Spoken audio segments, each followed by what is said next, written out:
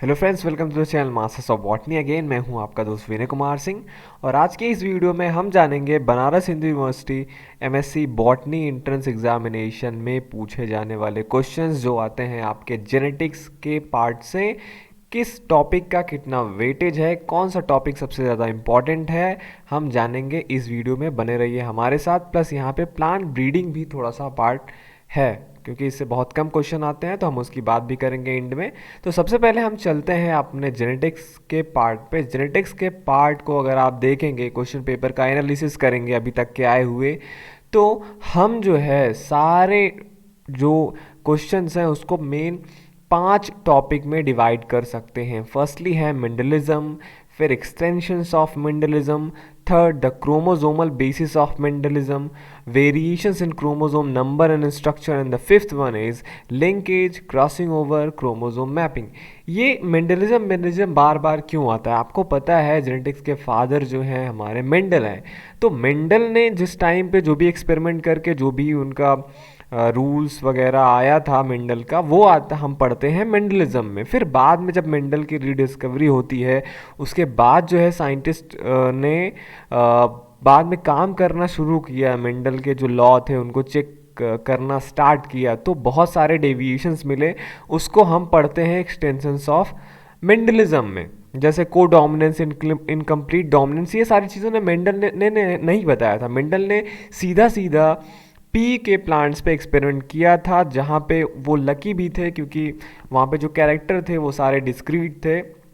एक phenotypic character के लिए एक ही वहाँ पे जीन था, वो लिंक्ड कैरेक्टर नहीं थे। तो बहुत सारी चीज़ें हैं जो मेंडल ने, जैसे law of segregation, law of dominance, ये सारी चीज़ें बताई थी। उसके बाद जो है जब बाद में उनकी रीडिस्कवरी जब हुई, उसके बाद के साइंटिस्ट ने जब देखा, बहुत सारे डेविएशंस मिले, मैंने आपको बताया, इनकम्प्लीट डोमिनेंस एक्सेट्रा। तो वो सारे हम पढ़ते हैं, जैसे एपिस्टेसिस वगैरह हो गए, वो सारे आपके आते हैं एक्सटेंशंस ऑफ मेंडलिज्म में।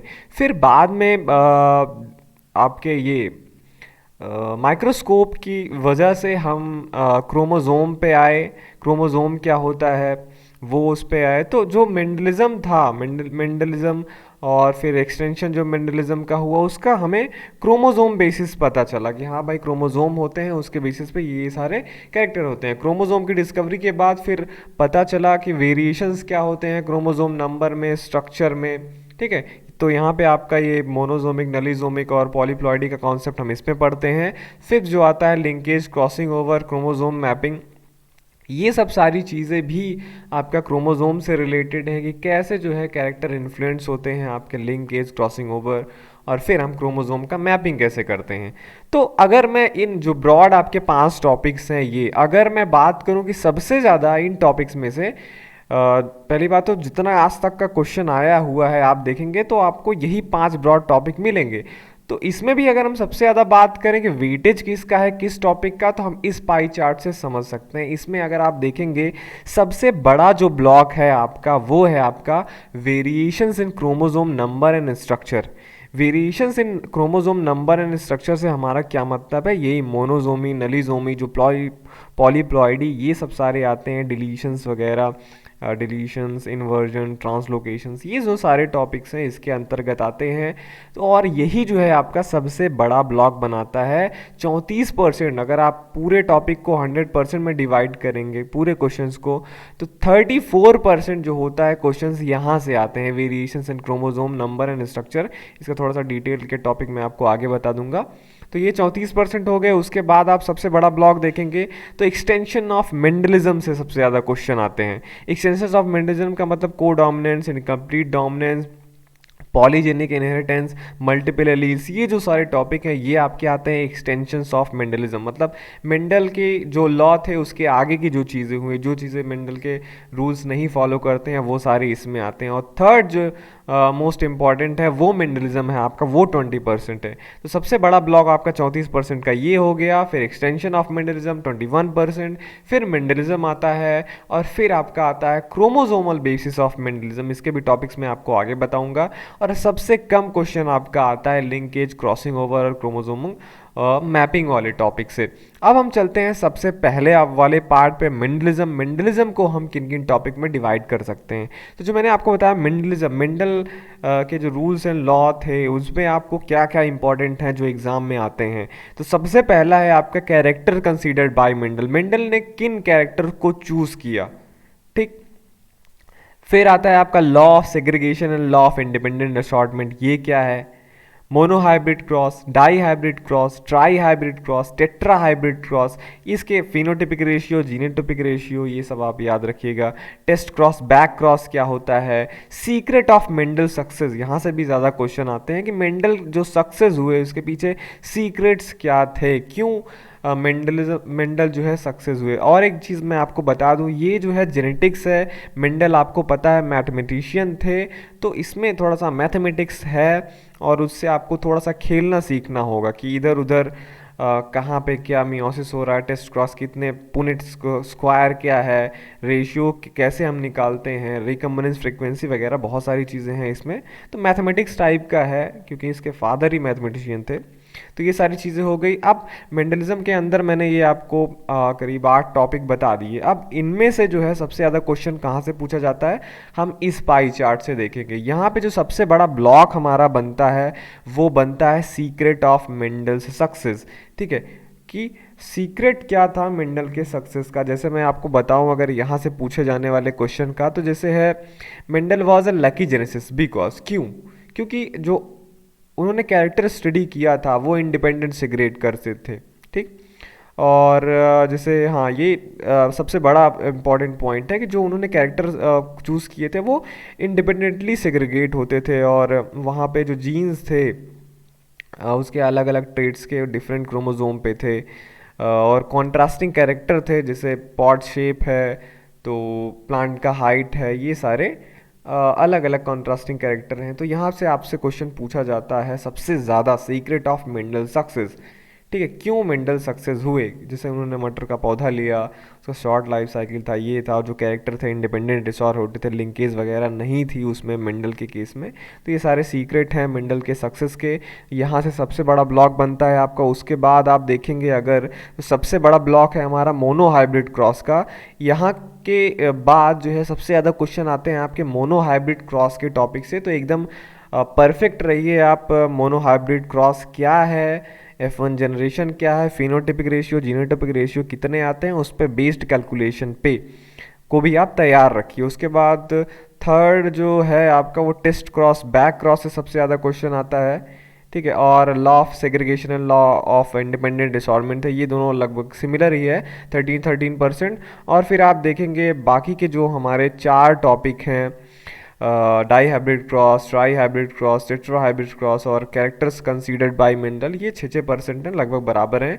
तो इसमें मेंडल वाले में, मेंडलिज्म वाले में आपको सबसे ज़्यादा किन पे फोकस करना है, मतलब अगर आप रिवीजन करके जाएंगे तो इन चीज़ों का बहुत ही ध्यान रख के जाइएगा। Secret of Mendel success, test cross and back cross, monohybrid cross, second is, third इन दो ये आते हैं, third test cross and back cross, plus law of segregation and law of independent assortment. इसके बाद नेक्स्ट पे चलते हैं। सेकेंड मैंने आपको बताया एक्सटेंशन ऑफ मेंडलिज्म।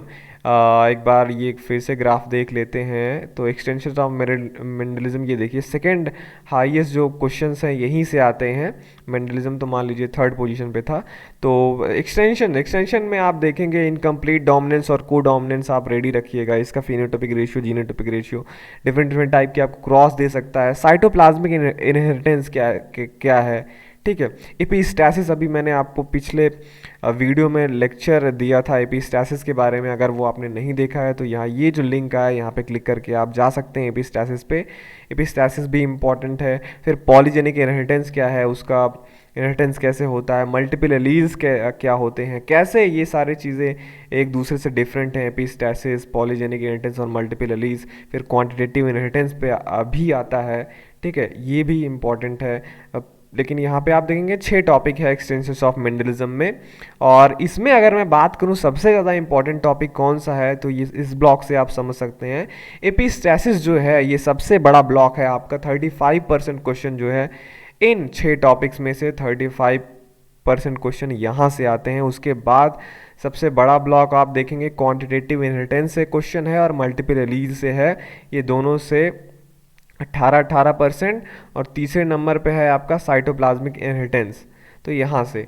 ठीक है, तो epistasis, multiple alleles and quantitative inheritance, ये जो 3 टॉपिक हैं ये सबसे ज़्यादा आपके वो बनाते हैं, पार्ट बनाते हैं। अगर मैं बात करूँ इनकम्प्लीट यहाँ से क्वेश्चंस की, जैसे आपसे पूछ सकता है कि 2 प्लांट का मैंने क्रॉस कराया, उसका मतलब जैसे रेड और वाइट रेसेसिव पेरेंट्स का हमने क्रॉस कराया, उसका जो वो आता है हेट्रोजाइगस, वो पिंक फ्लावर वाले थे, तो उसका फिनोटाइपिक रेशियो बताओ।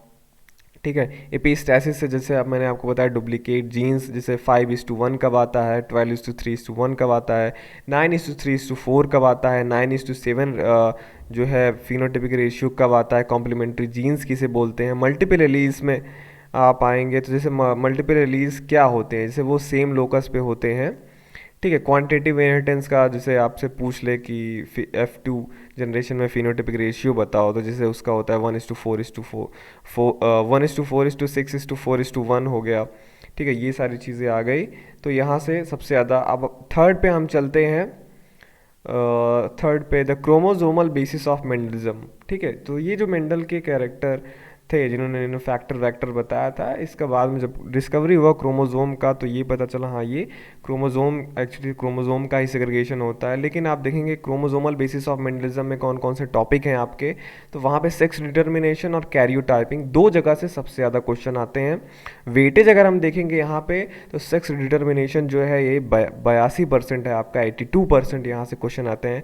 कैरियोटाइपिंग से बहुत कम क्वेश्चन आते हैं। ठीक है, तो अगर मैं बात करूँ आपका सेक्स डिटर्मिनेशन से आने वाले क्वेश्चन से, जैसे पूछता है 6 chromosome in plant were first reported in, तो जैसे आपका मेलेंड्रियम प्लांट है वहाँ पे सबसे पहले रिपोर्ट हुआ था 6 क्रोमोसोम, पहला प्लांट है।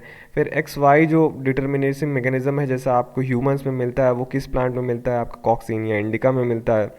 XX type of sex determination आपको जैसे ग्रॉस हॉपर में मिलता है। ठीक है, हेट्रोजोम जैसे हम सेक्स क्रोमोजोम को कहते हैं, एलोजोम्स क्या होते हैं वो भी सेक्स क्रोमोजोम को कहते हैं।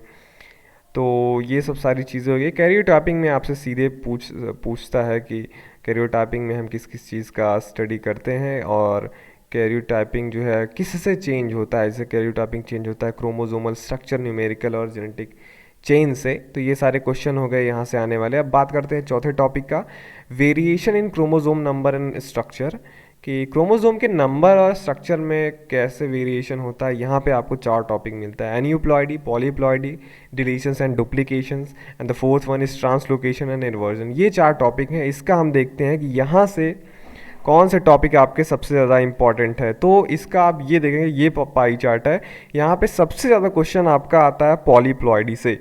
50% क्वेश्चन आपका पॉलीप्लॉइडी से आता है, जहाँ पे आपके ऑटो पॉलीप्लॉइड्स, एलो पॉलीप्लॉइड्स या ऑटो एलो पॉलीप्लॉइड्स ये क्या हैं। तो फिर आपका आता है एन्यूप्लॉइडी, और जो आपके डिलीशंस, डुप्लीकेशंस है, ट्रांसलोकेशन और इन्वर्जन है, ये इससे बहुत कम क्वेश्चन पूछा जाता है। तो इन दोनों को आप तैयार रखिए, पॉलीप्लॉइडी और एन्यूप्लॉइडी से। एन्यूप्लॉइडी से जैसे पूछ लेता है कि ट्राइजोमी का सबसे अच्छा एग्जाम्पल किस प्लांट में मिलता है, तो डथूरा जैसे है। टर्नर सिंड्रोम कहाँ से होता है, तो मोनोजोमिक क्रोमोजोम। ठीक है, और जैसे क्रॉसिंग का भी क्वेश्चन देता है, डबल मोनोजोमिक किसे कहते हैं, मोनोजोमिक किसे कहते हैं, नलीजोमिक किसे कहते हैं, ट्राइजोमिक किसे कहते हैं। ठीक, और आपको दे देता है जैसे अगर किसी प्लांट का क्रोमोजोम नंबर हैप्लॉइड नंबर 10 है और वहाँ पे वो ट्राइजोमी होता है, तो कितने वो होंगे आपके वहाँ पे क्रोमोजोम रहेंगे। पॉलीप्लॉइडी से अगर मैं बात करूँ तो पूछता है कि जैसे मोस्ट कॉमन पॉपुलेशन कौन होते हैं नेचर में, प्लांट तो आपको पता है एलो पॉलीप्लॉइड्स होते हैं।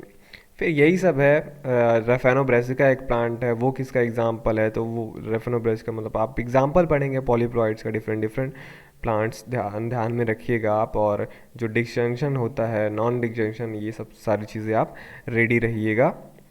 ठीक है, अब आते हैं 5वें पार्ट पे। 5वां पार्ट है आपका last, linkage, crossing over and chromosome mapping. यहाँ पे 3 टॉपिक होते हैं आपके, लिंकेज, क्रॉसिंग ओवर और क्रोमोजोम मैपिंग। अगर इसका पाई चार्ट आप देखेंगे, सबसे ज़्यादा क्वेश्चन आपका आता है लिंकेज से, 56% क्वेश्चन। उसके बाद आता है आपका क्रॉसिंग ओवर, क्रोमोजोम मैपिंग से बहुत ही कम क्वेश्चन पूछे जाते हैं। ओके, तो ये सारे टॉपिक्स आप क्या करेंगे, रेडी करिएगा। एक बार फिर से मैं एक बार रिव्यू कर देता हूँ सारी चीज़ें। तो मैंने आपको क्या बताया कि आप पूरे टॉपिक को 5 भागों में डिवाइड कर सकते हैं। Mendelism, extension of Mendelism, chromosomal basis of Mendelism, variation in chromosome number structure, linkage crossover chromosome mapping. इसमें मैंने आपको बताया सबसे इंपॉर्टेंट क्या है आपका, variation in chromosome number and structure. यहीं पे आपका एनोपॉली पॉलीप्लॉइडी ये सारी चीज़ें आती है। उसके बाद सेकेंड, एक्सटेंशन ऑफ मेंडलिज्म, जहाँ पे आप multiple alleles, polygenic inheritance, quantitative inheritance, epistasis, ये सारे चीज़ें आती है। फिर आप मेंडलिज्म, मैंने आपको बताया ये थर्ड मोस्ट इम्पॉर्टेंट पार्ट है ये आपका। यहाँ पे आपका ये monohybrid cross, dihybrid cross, tri cross, why Mendel succeeded, ये सारी चीज़ें हैं। उसके बाद इन दोनों से सबसे कम आता है, ठीक है। तो उसमें भी मैंने आपको मेंडलिज्म में भी बताया कि सबसे ज़्यादा क्वेश्चन आपके कहाँ से आते हैं, सीक्रेट ऑफ मेंडल सक्सेस। फिर इसके बाद आपका आता है मोनो हाइब्रिड क्रॉस से अलग अलग। फिर एक्सटेंशन ऑफ मेंडलिज्म में मैंने आपको बताया सबसे ज़्यादा एपिस्टैसिस इंपॉर्टेंट है। फिर आपका क्या है इंपॉर्टेंट, मल्टीपल एलीज और क्वांटिटेटिव इनहेरिटेंस। फिर मैंने आपको क्रोमोसोमल बेसिस ऑफ मेंडलिज्म में बताया कि सेक्स डिटर्मिनेशन से सबसे ज़्यादा क्वेश्चन आते हैं। फिर fourth, variation in chromosome number and structure में मैं aneuploidy, polyploidy, deletions and duplication, translocation and inversion, इसमें मैंने आपको बताया पॉलीप्लॉइडी और एनिप्लॉइडी से सबसे ज़्यादा क्वेश्चन आते हैं। ये हो गया। 5वें पे पहुंचते हैं, linkage crossing over and chromosome mapping. इधर मैंने आपको बताया 3 टॉपिक हैं और सबसे ज़्यादा क्वेश्चन आपका पूछा जाता है लिंकेज से। अब अगर मैं ये जो सारे टॉपिक्स हैं आपके, पहले तो 5 हो गए आपके सबसे ऊपर वाले, ये 5, और फिर ये जो सब टॉपिक्स हैं इसके अंदर, ये जैसे इसमें 8 टॉपिक हैं, इसमें 6 टॉपिक है, और इसमें थर्ड वाले में 2, फोर्थ वाले में 4 और लास्ट वाले में 3 टॉपिक हैं। अगर मैं इन सब टॉपिक्स में आपको बताऊं कि सबसे ज़्यादा क्या इंपॉर्टेंट है, मोस्ट इंपॉर्टेंट वंस ओवरऑल, तो आप देखेंगे, ये देखिए आपको यहाँ पे दिखाई नहीं देगा। सबसे ज़्यादा जो इम्पॉर्टेंट है पूरे जेनेटिक्स में से, वो है आपका पॉलीप्लॉइडी। 70% क्वेश्चन यहाँ से आते हैं। फिर आपका एन्यूप्लॉइडी है, 15% क्वेश्चन। फिर थर्ड जो सबसे ज़्यादा इम्पॉर्टेंट है टॉपिक, वो सेक्स डिटर्मिनेशन है, 11% क्वेश्चन यहाँ से पूछे जाते हैं। फिर आपका एपिस्टैसिस, फिर आपका ये लिंकेज और सीक्रेट ऑफ मेंडल सक्सेस 6% बनाते हैं। फिर मोनो हाइब्रिड क्रॉस, फिर साइटोप्लाज्मिक इनहेरिटेंस, फिर मल्टीपल एलीज, फिर क्वांटिटेटिव इनहेरिटेंस, फिर क्रॉसिंग ओवर, और उसके पीछे जो है वो बहुत कम पार्ट बनाते हैं। तो अगर आप ओवरऑल पूछेंगे तो ये polyploidy, aneuploidy, sex determination, epistasis, secret of Mendel success, linkage, monohybrid cross, cytoplasmic inheritance, ये मोस्ट इंपॉर्टेंट टॉपिक हैं पूरे जेनेटिक्स में से। तो मैंने आपको सबसे पहले 5 टॉपिक के बारे में बताया, उसके अंदर सब टॉपिक्स के बारे में बताया, उसके बाद ये पूरा ओवरऑल में से सबसे ज़्यादा इंपॉर्टेंट टॉपिक कौन कौन से हैं। तो इन्हें जो है बिल्कुल छोड़ के मत जाइएगा। और ऐसा नहीं है कि जो कम क्वेश्चन पूछे जाते हैं उनका वेटेज नहीं है, उनका वेटेज है, पर जो मोस्ट इम्पॉर्टेंट है वहाँ से क्वेश्चन ज़रूर पूछा गया है, ठीक है। तो अब हम बात करते हैं प्लांट ब्रीडिंग का, जो कि बहुत कम क्वेश्चन पूछा जाता है प्लांट ब्रीडिंग से। आप कह लीजिए नाम मात्र 1-2 क्वेश्चन, और वहाँ पे जो सबसे ज़्यादा इंपॉर्टेंट टॉपिक है उसमें हेट्रोसिस किसको बोलते हैं, और टाइप्स ऑफ क्रॉसेस कौन कौन से होते हैं, जैसे इंटर स्पेसिफिक, इंटरजेनिक, इंटरवेराइटल और इंट्राजेनिक, ठीक है। तो ये सारे जो है आप रेडी रहिएगा। सारे जेनेटिक्स के जो टॉपिक मैंने आपको बताया, प्लांट ब्रीडिंग के जो मैंने टॉपिक बताया, होप कि आपको ये वीडियो अच्छा लगा होगा। आप ये वीडियो देख रहे थे आपके चैनल मास्टर्स ऑफ बॉटनी पे। अगर आपने अभी तक सब्सक्राइब नहीं किया है तो सब्सक्राइब ज़रूर करिए, जिससे मैं आगे कोई वीडियो डालता हूँ तो आपके पास सीधे जाता है उसका नोटिफिकेशन। इस वीडियो के डिस्क्रिप्शन में भी मेरे सारे पुराने वीडियोज़ के लिंक है, वहाँ पर आप जाके उनको देख सकते हैं। तो चलता हूँ मैं। अगर आपको ये वीडियो अच्छा लगा हो तो लाइक करना ज़रूर मत भूलिएगा, ठीक है। जितने भी थम्स अप होते हैं उससे दूसरों को पता चलता है कि हाँ ये वीडियो देखने लायक है। अगर आपको लगा होगा तो ज़रूर लाइक कीजिए। चलता हूँ मैं, मिलूँगा आपसे नेक्स्ट वीडियो में और किसी टॉपिक के बारे में हम बात करेंगे उसमें। Thank you for watching this video.